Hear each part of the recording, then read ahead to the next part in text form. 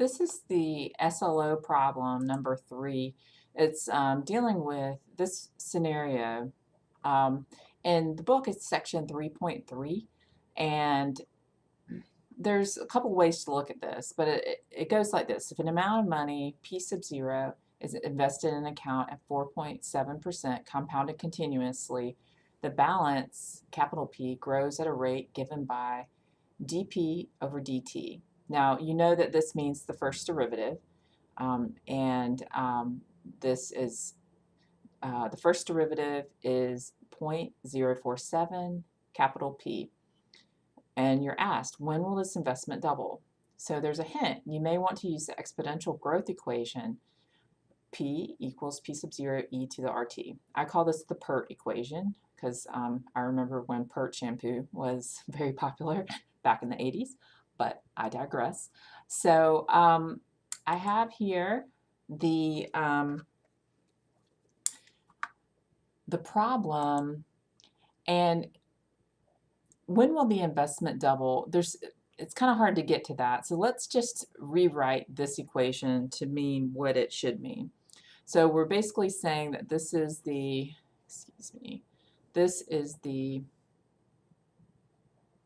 first derivative, P prime of t.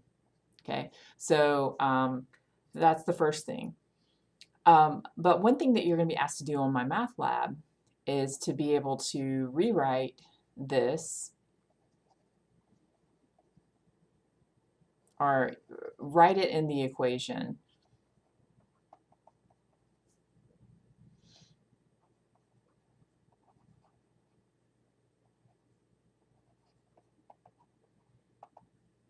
And when you look at PERT, you have, you don't know what the initial value is, but what R is going to be here is going to be the 0.047. So for all of the equations that you're given with the first derivative, whatever the number is here, whatever that decimal is in front of the capital letter, that's what's going to go there.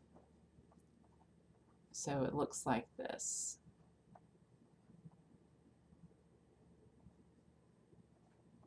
Now, if we were to take the derivative of this, we would actually be able to find that we would get this, because remember, capital P is going to be this in general, so you would put this in there. Anyway, it's a little confusing.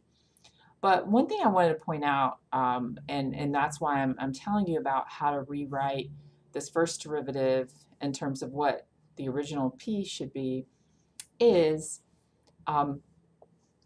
anytime you're looking to double an equation, so let's say that our initial value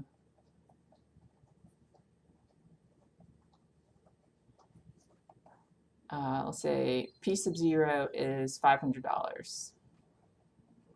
Say that. So I'm going to have 500 e to the 0.047 t.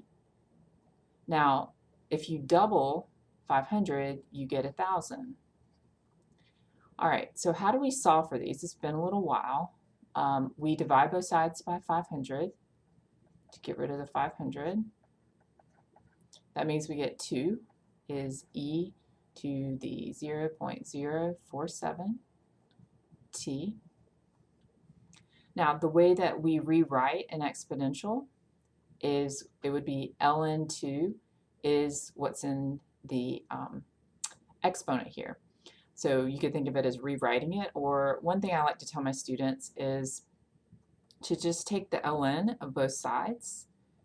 And if you just take the ln of both sides, it'll get you the same place, you know, because if you do the same thing to one side as the other, then you get it. And ln cancels out with e, because ln is the log base e, and they're inverses of one another. So this is another way to think of it. Now, what's cool is you've already seen this formula in college algebra, and that's going to be when you're doubling. It doesn't matter what your initial value starts with. when you're doubling this, you're going to get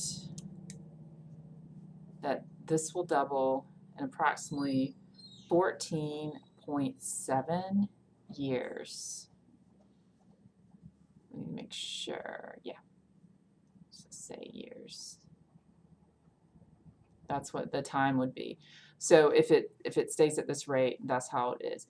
So I did all this work for this particular problem as far as the SLO problem goes, but you can always, anytime you're doing doubling, you can always do ln of 2 over what this number is right here. Okay, so that is how, just keep that in mind anytime you're doubling. If you were tripling,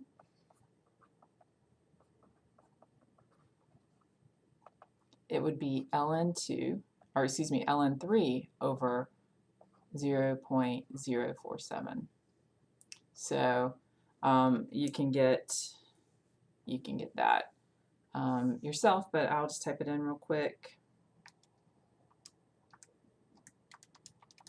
So if you want to triple the time, that would be 23.4 years.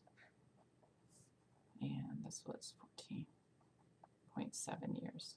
So the MyMathLab problem's written a little bit differently, but you will have to, you will double, you will answer this question, when will the investment double? You will answer that on MyMathLab, but you'll also need to put in, be able to pick from 4 to find the equation.